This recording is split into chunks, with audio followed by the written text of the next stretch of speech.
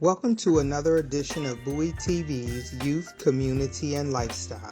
During this hour, we're bringing you highlights from some of our shows focused on youth, community, and lifestyle. Please be sure to follow us on all of our social platforms. First, on How to Steam Your Dreams, we explore part 2 of Day 1 at the 2025 Ocean Bowl Games in Baltimore. Next up on Read Science, we learn about why science deniers are becoming more vocal with author Mario Livio. On the Spotlight DMV, DJ Turito explores his Afro-Latino heritage and how it influences his sound. Finally, on the Hair Kytchen, we catch the last part of the interview with Dr. Tracy Johnson-Rockmore about changing the stigma on dyslexia. Thank you for tuning in to this week's programming of Bowie TV's Youth, Community, and Lifestyle.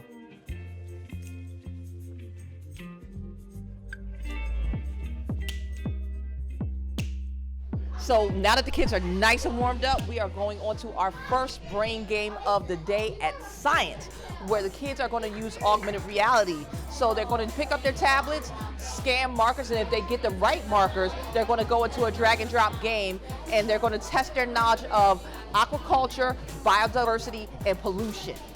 You'll answer these questions. They're riddles. The answers to the riddle are on the table. You'll take the tablets that we give you, scan in the QR code that you think's the answer to the riddle. After you answer the question to the riddle, what happens next is you'll get a game. Once you complete the game, you'll let me or Mr. Bryton know that you completed it, okay? And then we'll tell Christian your score, okay? And then you're gonna have to drag one down in here. What's that over there? All right, now check your answer. All right, good job, high five. Good job. You're gonna find this on the table. So this is your answer? Yeah. All right, put it there and then scan it. So you gotta find it, boom. All right, now you're gonna play that game. Don't hit check, because you gotta drag these into where they go. Oh. All right? All right, let me do that. Drag the rest. The question was, it was a Christian, it was a, what's that say? Horseshoe crab and a green crab. We Yeah, had to put into the answer so we can get it right. Was it easy? Yeah. This video game is yours to make. You have to follow how to make it, but you guys can change your characters around. We call it character sprites.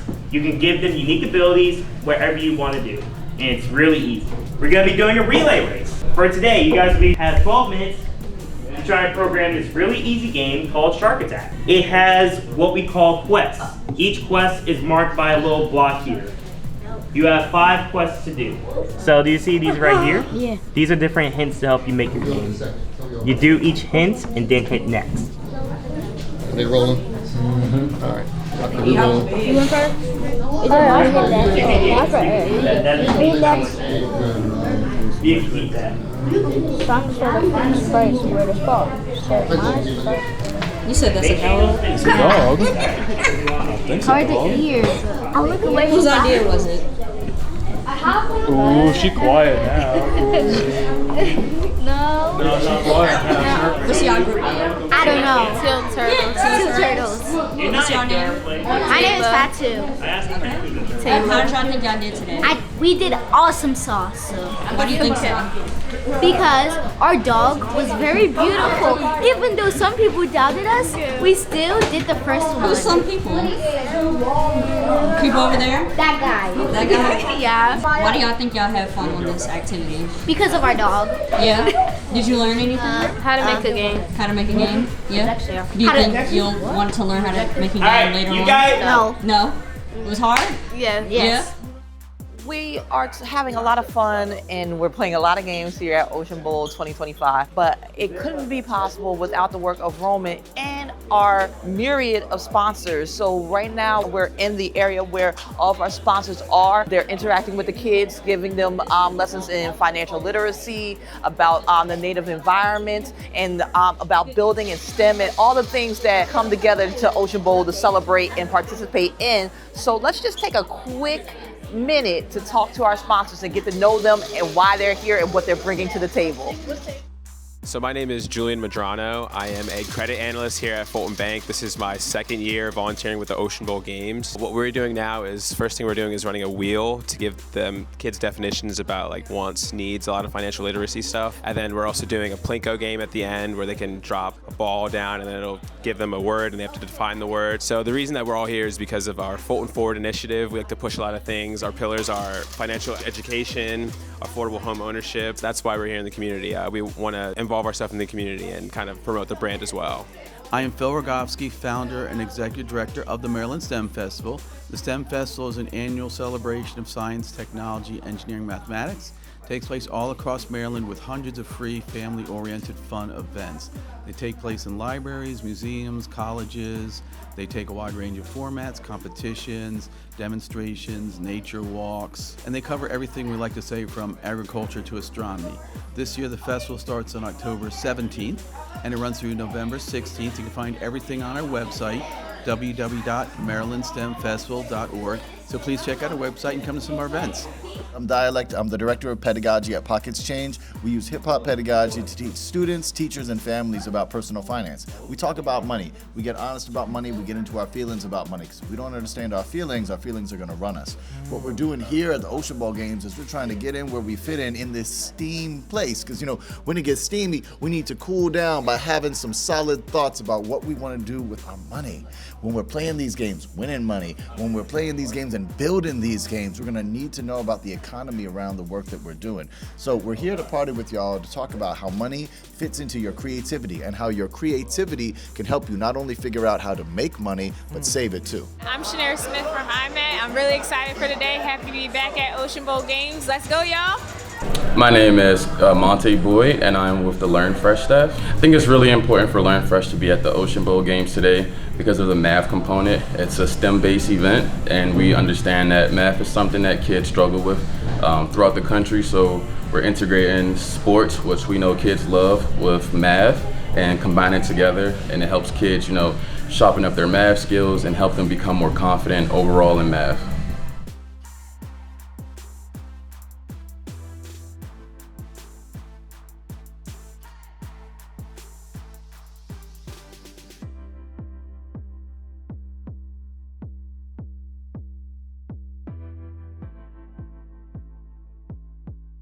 All right. Well, we're going to turn it over to Dialect. He's going to teach us how to beatbox. Yep. We're going to do a little bit of that, and then we maybe turn it into something more fancy. Sister Sherry, have you ever played an instrument?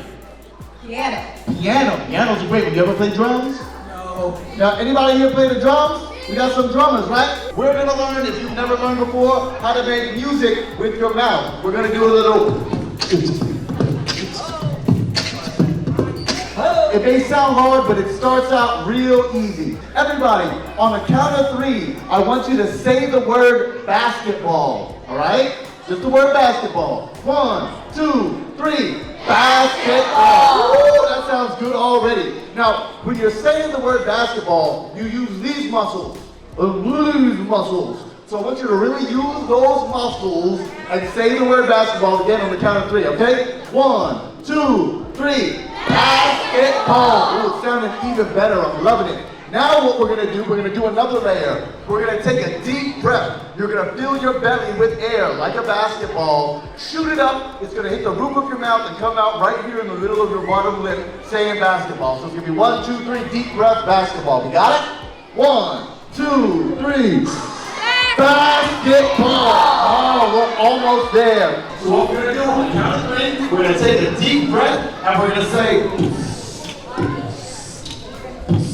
and we'll have a rhythm. You got it? Y'all make sense? It makes sense to y'all? It makes sense to me. All right, let's do it. 1, 2, 3.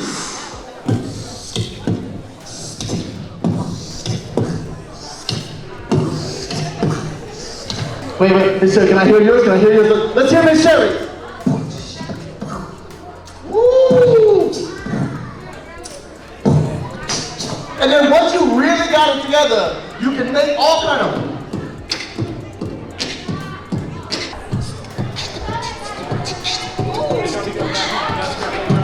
Woo! Can we get some love for that? You want to do something? You got something for us?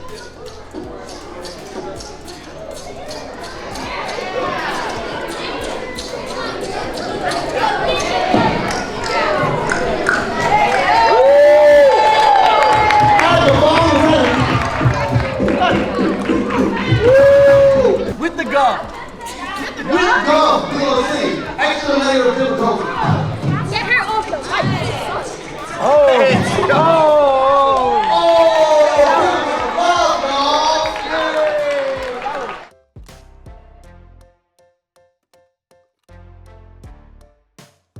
Hi everybody, this is Joanne with Read Science, and I'm here with my co-host Jeff Schomeyer. And for a third time, we are welcoming Mario Livio, and for your 7th book, right? Yes. Yeah. So, and the book today on my phone is Galileo and the Science Deniers. So, and we're going to let Jeff do the official introduction. Yeah, you're giving everything away, Joanne. Oh. So, you have more to say. Yes, our very special guest on this episode is Mario Livio. Mario is an astrophysicist. He worked in that capacity until 2015 with the Hubble Space Telescope. I learned just this morning that Mario was born in Romania, with what would sound like a long time ago, but probably doesn't seem much like a long time ago. I also read that he is, quote, the Baltimore Symphony Orchestra's official science advisor, which I thought sounded like a pretty sweet gig, really, that I'd enjoy. He also writes popular science books, at least 7 of them so far. I realized I became acquainted with Mario when I read his book, The Golden Ratio, about 15 years ago. It took us a while to talk together. We know him here at Read Science because we've previously talked twice about his books, Brilliant Blunders and Why, What Makes Us Curious. The first time we talked was only our 4th episode, way back in 2013. He's back with us for his unprecedented 3rd visit to talk about his new book, Galileo and the Science Deniers. We'll be sending you your frequent interlocutor card later. Well, welcome back, Mario. It's a pleasure. Thank you. My pleasure to be here again. Joanne. Yeah, I suppose I should have a first question. I have many questions. So, interesting. As you mentioned in the book, lots of books have been written about Galileo. True. So let's start with the obvious question. Why did you want to write a book about Galileo? Right. It's a good question. And in fact, one that I thought about myself. Yeah. Well, clearly I've always been fascinated by Galileo. I'm an astrophysicist. I worked as an astrophysicist much of my life. He's definitely the founder of modern astronomy and astrophysics. So there is a connection there. I also realized that most, if not all, the book written about Galileo, biographies in particular, were written mostly by science historians, and not by sort of active research astronomers or astrophysicists. So I thought that, I can perhaps provide something new there in terms of, putting his science in the context of what we know today and how those things develop. So that was one motivation. A second motivation had to do with the fact that many of those superb biographies of him, because they have been written by science historians, they have been written as scholarly books, which are extremely interesting for somebody like myself. But the average, even educated reader, there are too many details there, and they are not that accessible. And I decided to write an accurate yet not too detailed or too long book about him.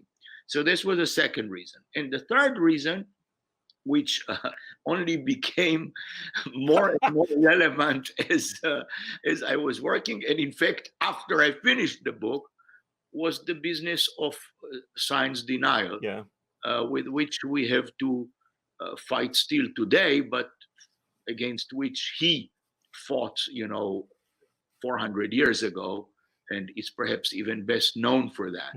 So I thought that the book would be very relevant for today, and it only has become more so even after I finised the book. Well, it's interesting you said the word fought, because I think of this when I was a kid and we're in school and they were like, Galileo fought the church. But reading your book, I wasn't exactly convinced that he fought the church. You're right. He didn't fight the church. His fight is very often being portrayed as if it was a clash between science and religion. And it wasn't. And he never saw it as such. He was a religious person. I mean, all people at his time were religious people. You know, he was a Catholic like everybody else. His fight was a fight between science and literal interpretations of scripture, which he thought was the wrong thing to do. And his fight was as much to defend scripture, you know, as anything else, because he didn't want the Catholic Church to make the mistake of too literally interpreting the text when he argued that the Bible was never thought to be a science book and therefore should not be taken as such. So yeah, so he didn't fight the church in that sense. He fought for intellectual freedom, if you like.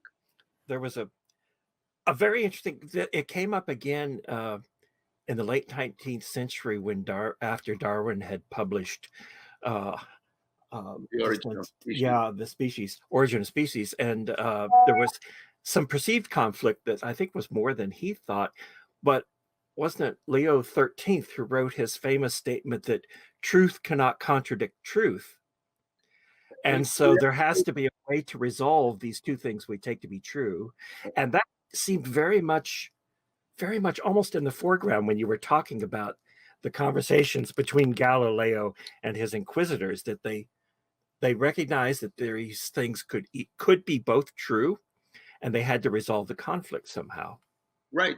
Well, Galileo himself said scripture can never err. He said that.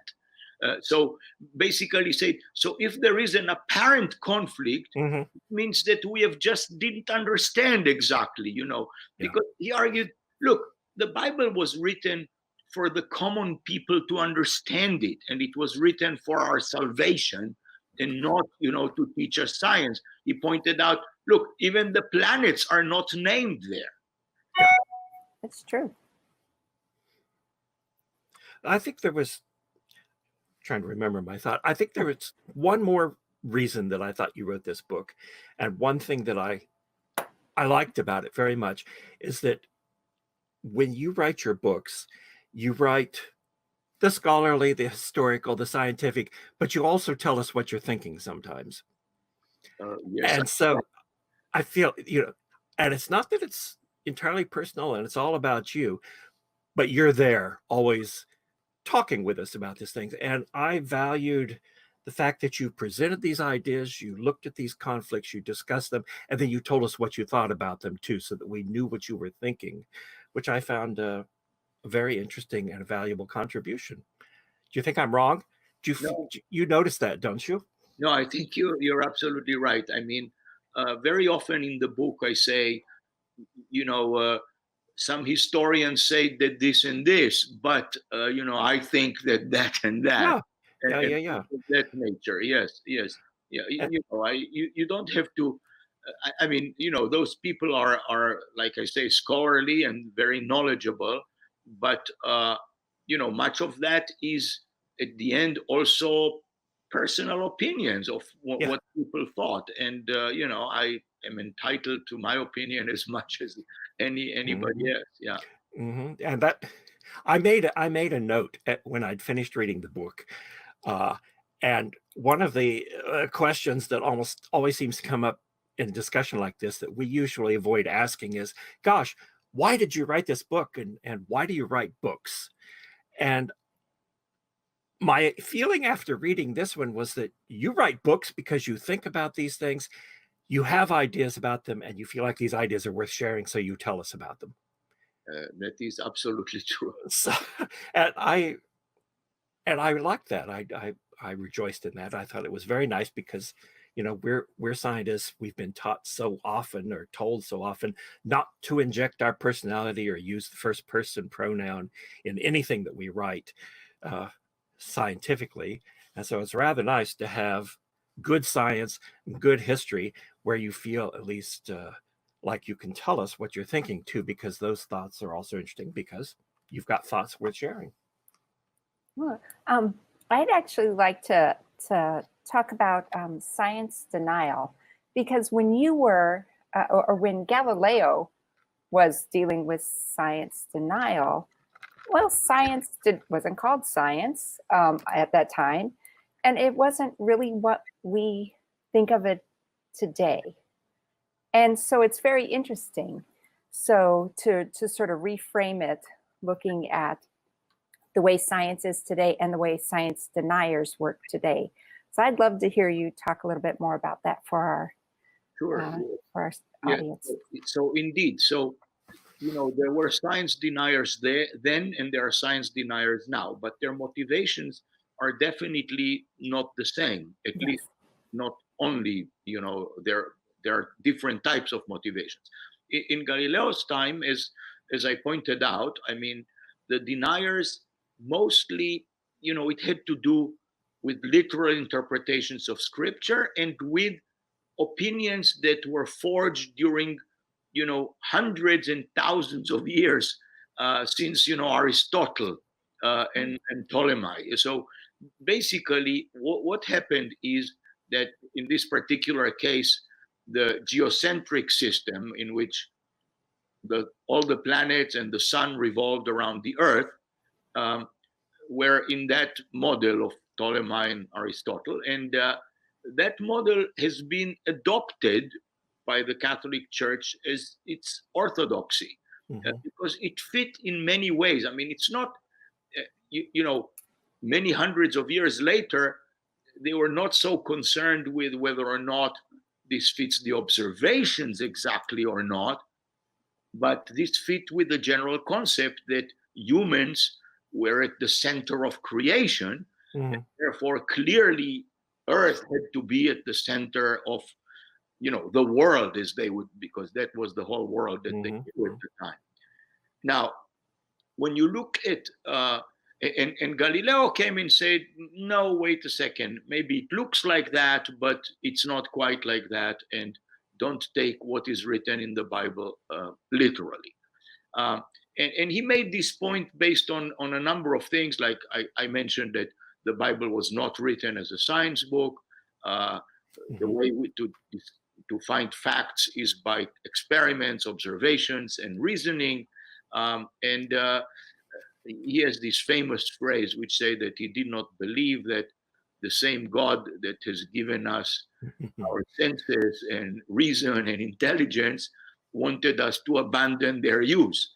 So, so he said we should really look ourselves and see, and see what the observations and the experiments are telling us. Now, when I look at science denial today, this type of religiosity is very often not the motive for this, even though sometimes it is. I mean, there still are creationists that want to teach, side by side in science classes, creationist theories. They are now sometimes called by more fanciful names like intelligent design. But it's really the same.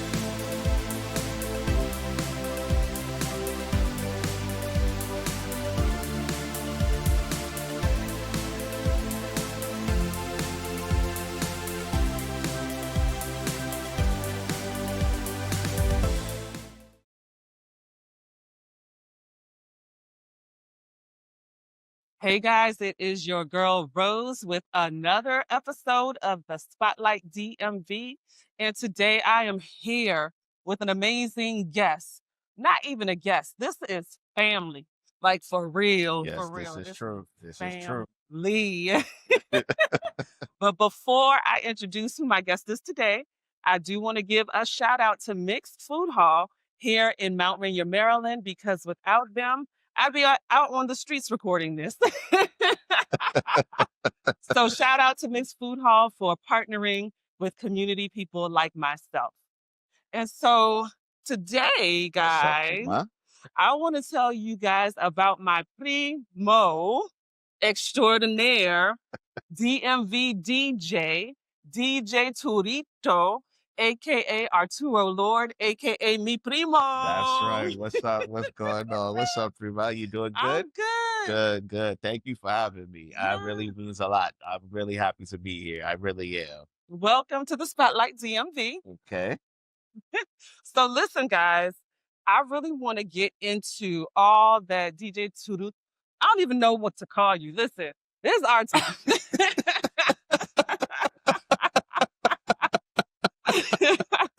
And when I say his family, let me explain what I mean. Mm-hmm. So his family is from Panama. That's My correct. family is from Nicaragua. Correct. And we have a lot of connection through softball, through marriage, Yeah. through school. Yes. Oh, definitely school. Shouts to High Point. Shout out to High Shouts to High Point. Point. Shouts to Yeah. High Point. Yes, yes, yes. Matter of fact, Bump. Shouts to Bump. He's doing the 30-year 95 reunion for High Point, but it's open to all of the classes of the 90s. So if you want to get your ticket, please follow me, DJ Turito _C3. All High Point alum, don't matter what year you graduated from, as long as it was in the 90s, you're invited, and I'm the DJ. So I had to throw that out there real quick. That's the Dwayne. Yep. Yes. I'm sorry. I only know him as Bump. I apologize. No, that's cool. So I had my 30-year reunion last year. Really? Mhm. Okay. It was so good to see all the folks, and a big part that was kind of funny for me. So you grew up in Langley Park area, like I did. Yeah. And so my husband also grew up in Langley Park, but he moved away before we got to high school. Really? But the trek that people went on from elementary to Right. middle to high school, Mm-hmm. it was all the same people. So the area that I grew up in, I didn't go to elementary school with those folks. Right. So I met all of them in high school, in middle Mhm. school and high school, and he was gone by then. So we get to the reunion, Mm-hmm.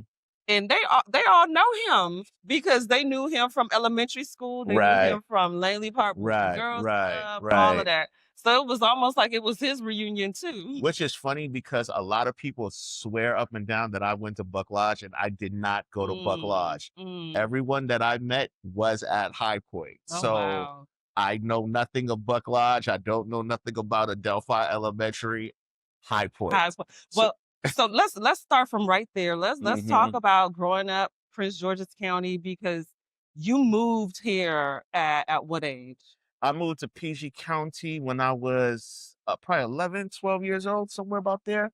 Because I just finished my stint at Eastern, which is in Montgomery County. Wound up moving into Adelphi. Shouts to the Golden Bull. Yeah. Shouts to the Golden Bull. And yeah, it was just High Point from there. It was just really pretty much High Point from there. But even when so let's backtrack real quick. Yeah. I was born in Silver Spring, Maryland. I wound up living with my grandparents in Panama for a couple of years or whatever. Then I wound up coming back between Maryland and New York. And then I just wound up staying here with my parents and everything like that. So I'm everywhere, but I'm everywhere, but Maryland has been the home, except for my last stint in Philadelphia for 7 years. So when I wound up moving to PG County, I can actually feel the difference and the shift. And I'm not saying it in a bad way because, even though the certain part of Montgomery County where I grew up in, which was Tacoma Park area, had a lot of, foreigners as well. But it was like a different dynamic when you came to PG County for some reason. Yeah. So High Point, I think, was like the biggest melting pot as far as schools that I went with. And I met people from various countries there, countries that I didn't even know of, to be honest with you. Yeah. So it kind of shaped me for who I was going to turn out to be all these years later. So, I love it. Yeah, and so I tell people that a lot too, because when you look at that area now, Langley Park, Adelphi, all of that, there's a heavy Hispanic, Latino population. Yes. But when my parents bought a house in Adelphi, I was 79 or 80, something like that. Right. At that time, that was a white Yes, neighborhood. yes, it was. And during the 80s, a lot of Black people started moving in, but not just Black people, but like Caribbean Yes, people, yes, yeah. yes. And then there were people from other countries, like you were saying. It was Mhm. very diverse. Very, very, And very. even moving all the way up through Langley Park, like I Mhm. remember just like, oh yeah, the Jamaicans, like the Jamaicans are in Langley Park, because that's where at that time when my parents were here and whatnot, there Mhm. was no international store to go buy Right. your coconut milk and things Right. like that. My mom used to be beating up that coconut outside to make her own coconut milk. So this was pre-red apple. I see what you So okay, this is yes, exactly okay, where I was okay, born. pre-red So apple, red okay. apple was like a big thing Yes, yes, when it it was. came Yes, it and filled was. that need. Yes, it was. Yeah. Yes, it was. Saturday morning, spend a lot of time at that red apple just to get prepared for Sunday dinner. I'm very familiar with that place. So yeah, yeah. Shout out to Red Apple. They still over there. Yeah, they still open there. You know, it's so funny. Sometimes too, whenever I drive through Langley Park, I still feel like I'm gonna see the Caribbean restaurant that used to be on the corner across the street from TikTok. Yeah, Can never yeah. remember the name of it, but What I was used to that? see what I connect. The one, so there's the gas station there now. Yeah, yeah, Behind the yeah. gas station, Right that behind Caribbean it. Delight or Yeah, something like yes, that. Caribbean Delight. Yes. Mhm. Used to go there and get a beef patty, cocoa bread, and a cola champagne for like $3. Yep. Damn, I'm old, but it's all right. No, but those were the days, Yes, you it was. know, Yes, it because was. even like you brought up Golden Bull, you brought up TikTok, all of Yeah, those yeah, staples yeah, are gone yeah. now. It's crazy. It's crazy. You know, the Wawa that they opened up on what's that, Riggs and Delphi Road, Mhm. still trips me out whenever I see it. I'm like, what Yeah. is that doing there? But you know, hey, it is what it is. So you talked about how being in a diverse population like that, and like at Mhm. High Point, because High Yeah. Point was very diverse, Very that very. that shaped you into who you were going to become, who you are now. Yes. And what I remember about you in high school is that you were already really into music and things like that. And I remember that you used to rap. Yes, yes, yes. I used to rap. I had various names. I do not want to repeat them right now. But I could say, even though High Point kind of shaped where I was, you know, the trajectory of where I was going, music has always been, just like you know, has always been in our life from the beginning. Yeah. It's so funny how Saturday mornings, my father used to turn on salsa music, and we knew that that was a sign that we had to clean up the house and Mhm. everything like that. So, because we couldn't do anything before we went outside. I mean, we had to clean up everything, make sure everything was nice before we actually wound up having to go outside. So, music was there, but you know, we knew it was cleaning time when we heard salsa. Yeah. We knew we were kind of relaxing whenever my father played like Teddy Pendergrass and James Brown and all of that other kind of stuff. But you know, music has always been there. Now to fast forward now, High Point did where it was where I learned how to rhyme because shout out to the SOS crew. That was the crew that we were called back in the day, which was called Soldiers of Skills, nothing else. Soldiers of Skills. And I just loved it. I mean, you know, that time I was a big KRS fan, the EPMD fan, Big Daddy Kane, Heavy D, Kid and Play. Say what you want. MC Hammer was the man back then. I'm He not. was. Yes, He yes, was. yes. A lot of people sleep on Hammer, but it was something that I actually like to do. When then I heard about the little, because you remember the little small room Yeah. at High Point, Yes. because you know there was the big one, and then there was the blue, the little small one where all the foreigners, like mainly the Jamaicans and everybody Yes. hung out at. They would do a lot of ciphers there, a lot of rhyme ciphers there. And I just tried it one day and I actually liked it and it just stuck with me. I still can rhyme to this day. I just don't, you know, but yeah, I loved it. I loved it. If you ever get a chance, soundcloud.com/Arturo Lord. I still have some of the songs that I recorded from when I was living in Philadelphia. Have fun with them. Oh, that's dope. I'll make sure to link that, y'all, so we can listen Yes, to you yes, rhyming. Yeah, yes, that's pretty yes. cool. And so you talked about like the music that was played in your household growing up. You talked Mhm. about salsa, Mhm. Teddy Pendergrass, and stuff like that. Mhm. And a part of that, because I know that you have a diverse taste in music, but then Yes. also your cultural background is diverse, Yes. right? Yes. Because, like I said, your family is from Panama. Yes. And so where am I going with this? So like now I'm trying to ask about The okay, so right now, right, Mhm. everybody's on this Afro-Latino thing. And I say it like that because growing up, I never referred to myself as that, right? This country loves labels. So yeah. This country loves labels. So yeah, go on, go on. So Mm. how do you see yourself in all of that, right? With all of that in you? It's okay. So it's funny you brought that up because I've been having this conversation with people for years. So yes, I'm Panamanian. My parents are Panamanian. My grandfather on my father's side is from Barbados. My grandmother on my father's side is from Jamaica. My grandparents on my mother's side from Panama, but you could backtrack it to Belize, Trinidad, Jamaica, and all of these. So these are all of the things that kind of make me who I am. Yeah. Everyone, I'm not going to give you the history about, they migrating to help build a canal and wind up staying and all of that other stuff and things like that. So I grew up listening to, like I said, not only South R&B, but reggae, old school calypso, those kind of musics and everything like that. Now, to touch on what you said, I still get looked weird whenever somebody hears Spanish come out of my mouth. Afro-Latino was not a thing when we were coming up.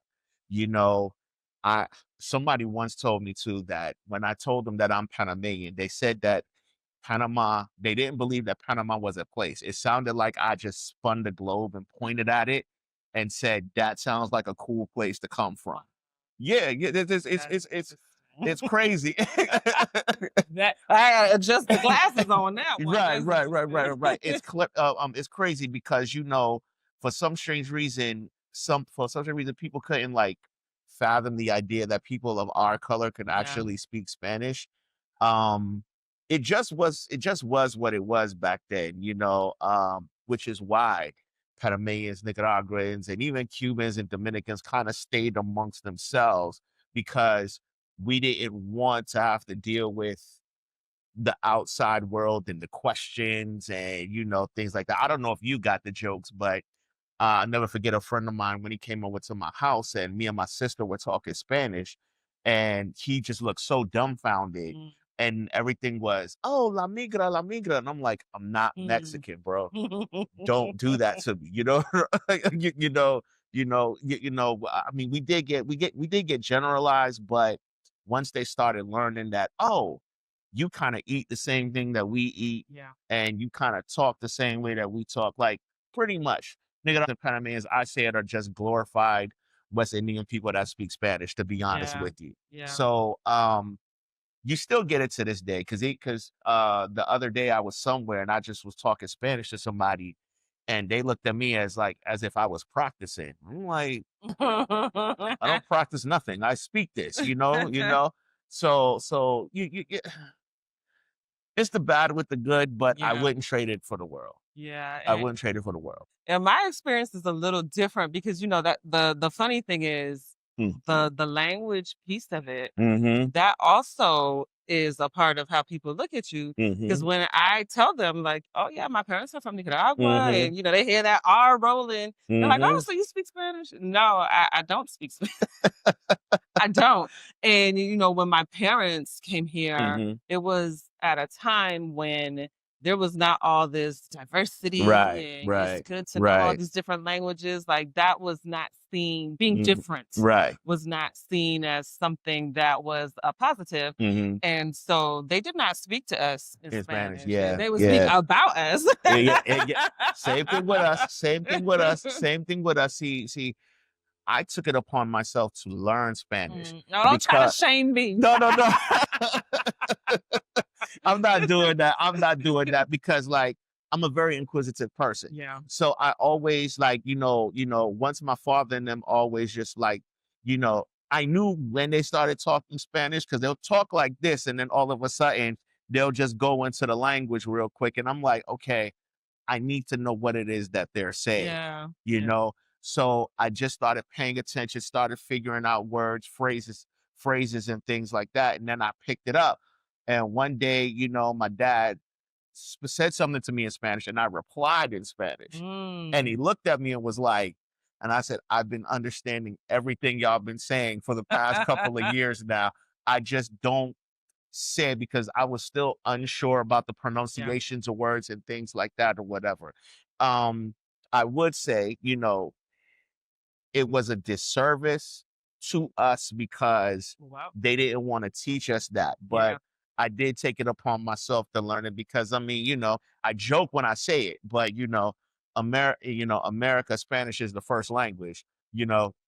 I joke when I say it, but I do mean it as well. Because if you go through the East Coast, come on down through the South, and come on to the West, there's a huge population of Hispanic people all there. So you got to learn it. You definitely got to learn it. 100%. And I definitely look at it as something that, I took it all the way through college. And there was a point where my dad, he did try with us. But, at that point, we were too far gone. But So what's funny is, I'll say this and then we can move on, is that, my Spanish teacher at High Point, the first one actually failed me because I don't know Spaniard Spanish. So me and her would always go back and forth on words. Who was that? Callisto? No, Miss Logan. Logan.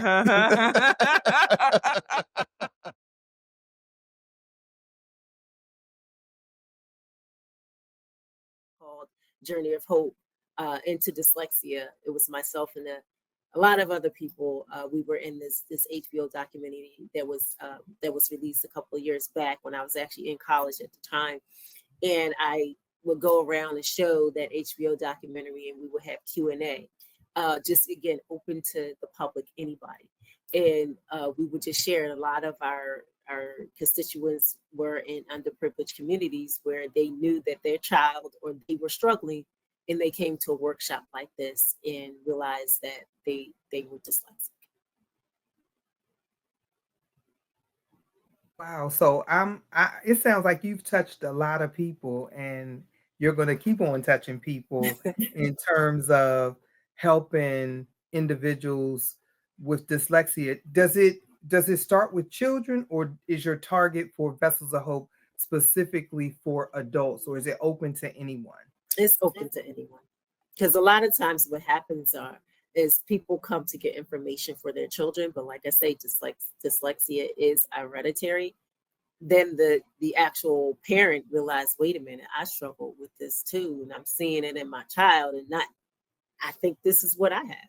So we often find out when they're trying to get resources for their child, some of the parents begin to identify with that same struggle, trying to get help for their child.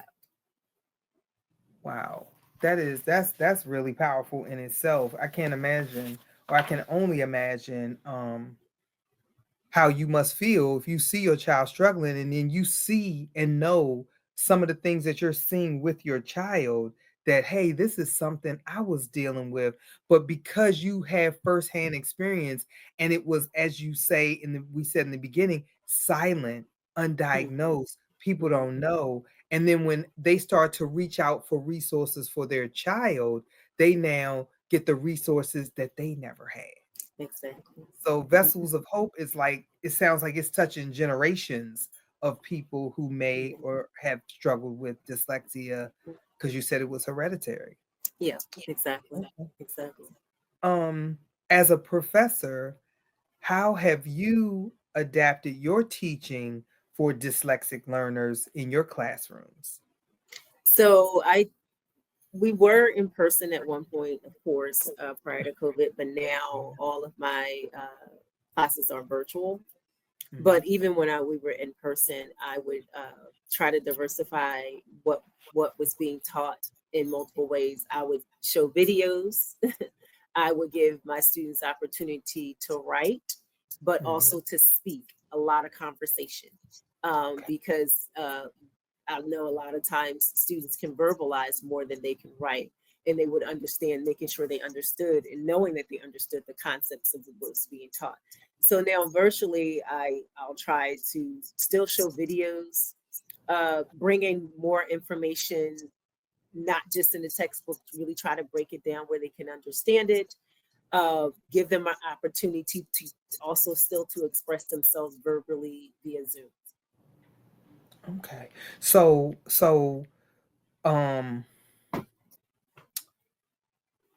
what are or what barriers still exist for dyslexic students, and what can institutions of higher education do better for those students? Just some higher institutions of higher learning are really accommodating to students. And I always give my students kind of a blueprint. Most of all, if you know you're coming in with a learning difference, after you fill out that application, go to that disabilities office or connect with the disability service person. Find out what type of accommodations or what type of support that's offered at that university or that school. Some people say, oh, college is not for me. Maybe you haven't found the right college, because every college doesn't fit everyone. Some students, unfortunately, with a learning difference, we need to go to smaller institutions because you have more of that individualized attention there. And that's the support that we need. And you can be very successful in places like that. I was. Most of my colleges were private schools, but that's where I need to go because they were smaller schools. No, I couldn't afford go there, but it was by the grace of God I was there, and I was able to be successful because I was able to get the help I needed. And you become more of an individualized student rather than just a number in a vast lecture hall. So finding the right school, finding out what supports offered there, what resources are offered there as a student with a learning difference, and then going in there and just, really finding out what you could do or what could be offered there as a support for you. So in some institutions of higher learning, just really be open to the actual individual student and then not looking at them as a number. What policy or cultural shifts are you most hopeful about in terms of IDA of Pennsylvania and your group? What's your big picture goal there? Truthfully, there have been some positive movement in getting dyslexia identified in policies, especially where it comes to where at one point, especially kind of identifying children in schools, the word dyslexia was not able to even be printed in a student's diagnosis. Those things are shifting in a more positive area because of various laws, and there's a lot of grassroots parent groups, or a couple of grassroots parent groups have really started to really make a lot of gains in getting that shift. And IDA is actually working on now getting some colleges where they're getting IDA approved to teach, to be able to really teach these methods or be certified to teach, having teachers coming out now trained in the method of reading, or the science of reading was what we call it. So there's actually being some colleges now getting teachers trained in the science of reading, where now they're going into the classrooms. These teachers are going to classes more equipped than the teachers were before.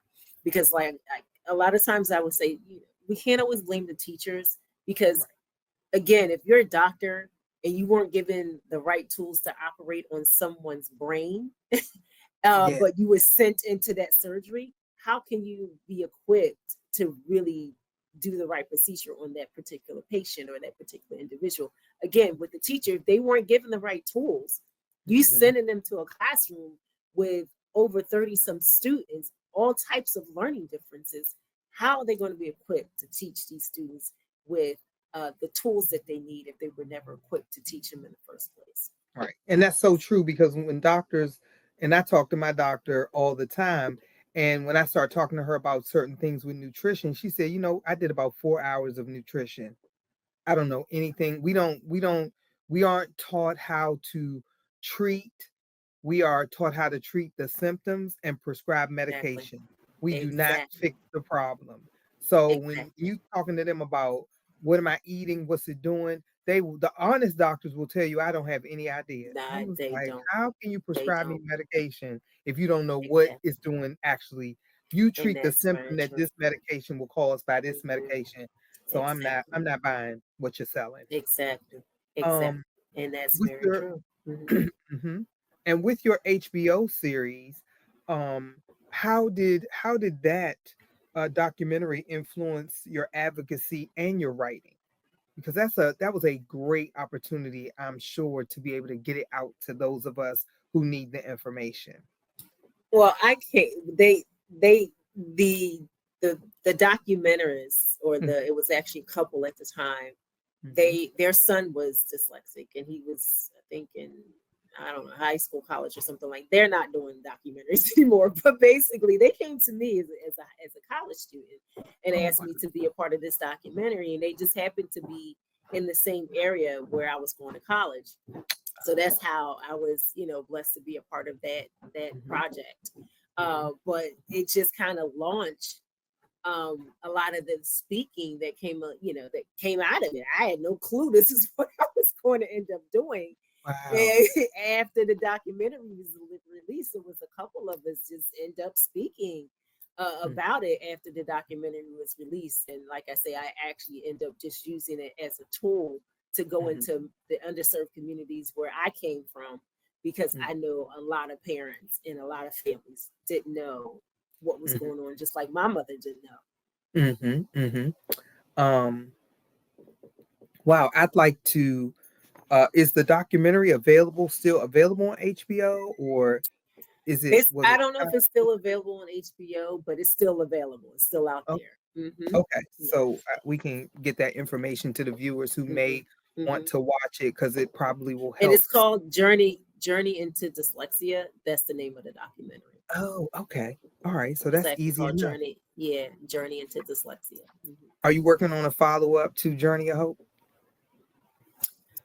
I'm actually working on probably not maybe a follow-up. Someone said that I should do a kind of a journal to go along with that, but I'm thinking about that, not sure.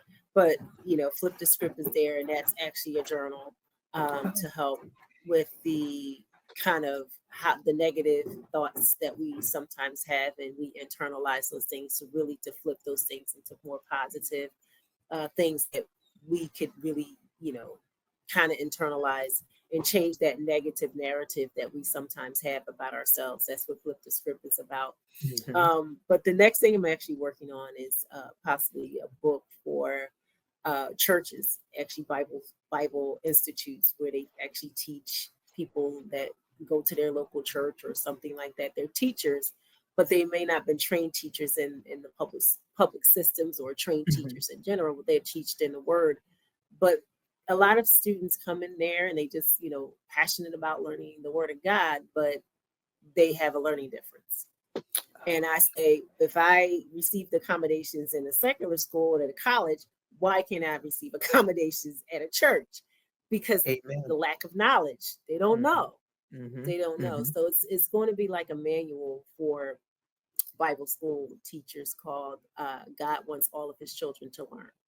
So, and it's just really kind of things about, when a student comes into your classroom with a learning challenge, these are some tools that you might want to use, having them, encourage them to sit up front, maybe making sure they have a time enough. If they need extended time, it may not be given there, but try to incorporate something like that for that individual outside of the classroom, so they don't feel that anxiety. Don't do that pop reading. Don't just say, okay, you read. That cause anxiety, and you will not see that student again. I actually did a couple of workshops at churches where students came up to me, or individuals came up to me, and they said they dropped out of the Bible Institutes because of that. Because they know they possibly had a learning challenge and they felt like they weren't able to do what they could do there. So they dropped out. So I'm like, it's not just one. These things exist for individuals that we probably don't even think about. Mm-hmm. So what lasting change do you wish for? That's exciting though, that you've gone and taken it. I just got back up off my questions for a minute. and what you just talked about, what is going on in the secular world is not going on. And I mean, the secular world is just at baby steps. So I'm sure the biblical world is probably like, say what now? You want me to do you want me to do what when I'm teaching my sermon? You want me to hold on? Yeah. Well, it's probably just not in their sermon. It's like when they go to what they call Bible schools or like a Sunday exactly, Sunday school class or something. Because I mean, I experienced this myself in a Sunday school class. I was there and we have our little Sunday school book, and they called on people, and that they called on me. I had a coughing fit and I went to the bathroom. This in the church. I left. I probably would have left and not came back. I'm home. I'm gonna watch it on TV. Bedside Baptist, here I come. Because of top reading. Like I wasn't prepared to read. Yeah, so that was that anxiety piece for me. So and like you said, they don't even know. Like if you ask for a volunteer, that's one thing. But when you call on someone, exactly, that's a whole nother thing. Now that I've had to be in the classroom and realize everybody don't want to read out loud. No, or they can't. Correct. They might want to and they would love to, but they can't. Some of my colleagues who are dyslexic adults, and then they actually have learned how to read. This one guy, he's an ex-NFL player, he's a friend of mine, and he is now, NFL he had to drop out because of the plays. He couldn't read the plays. So he had to end up dropping out of the NFL. And that got really hard for him. But his biggest excitement now that he actually got he learned through one of the Orton Gillingham reading methods, he was able to read to his daughter. And he was so excited about that. He said that was better than him making the NFL. Because he was actually able to read to his daughter. Wow. And now he's out doing all kinds of talks to young people and about dyslexia, and just that's his mission now. Wow. I can't imagine you playing pro football and you like, I just can't do this. But he was called to do something else that is just as important as what he was doing. So it just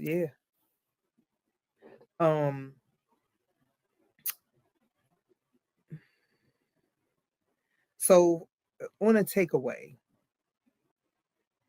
what one reflective exercise or question from your book would you want our audience to pause on today? Good question. Out of either one? Yes, either one. Okay. Okay. It was a lot of good quotes in Flip the Script.